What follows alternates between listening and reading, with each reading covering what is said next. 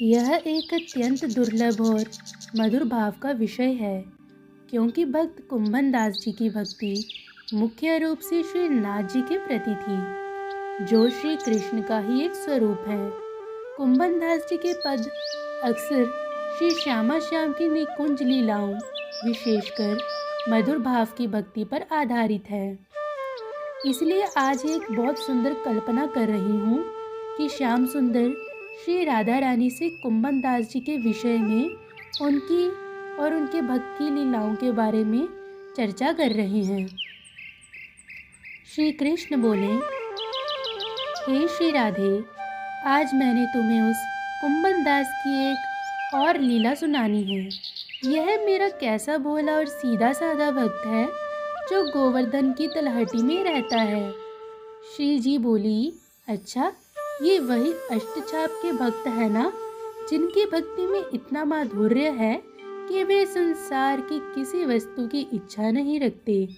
सुनाओ मेरे प्राणधन, आज उन्होंने कौन सी बाल लीला रची? श्याम सुंदर मुस्कुराते हुए बोले, आज उनका सहज प्रेम देखो। मेरा माखन खाने का मन हुआ तो मैंने उनसे अपनी इच्छा व्यक्त कर दी। उन्होंने भी बिना किसी संकोच के मेरे साथ मिलकर उसी गोपी के घर में चोरी की जो रोज मुझसे प्रभु मुझे गोपी बना लो यह कहती है।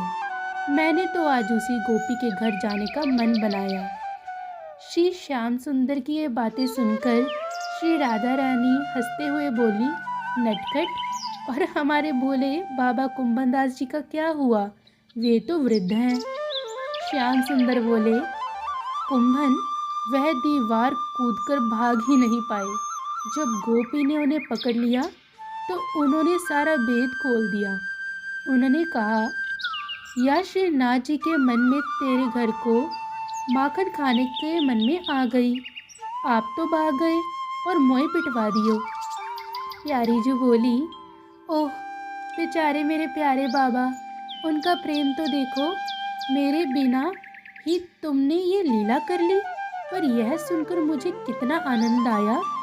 जिस गोपी ने इतना प्रेम किया, आज उसकी मनोकामना पूर्ण हो गई और उसे स्वयं कुंभन दास जी से पता चला कि उसके घर के माखन की चोरी करने कोई और नहीं बल्कि स्वयं हम आए थे।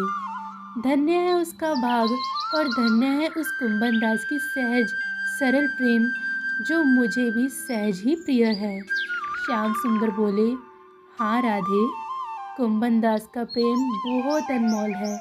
वह मेरे निकुंज लीलाओं के रस को जानता है।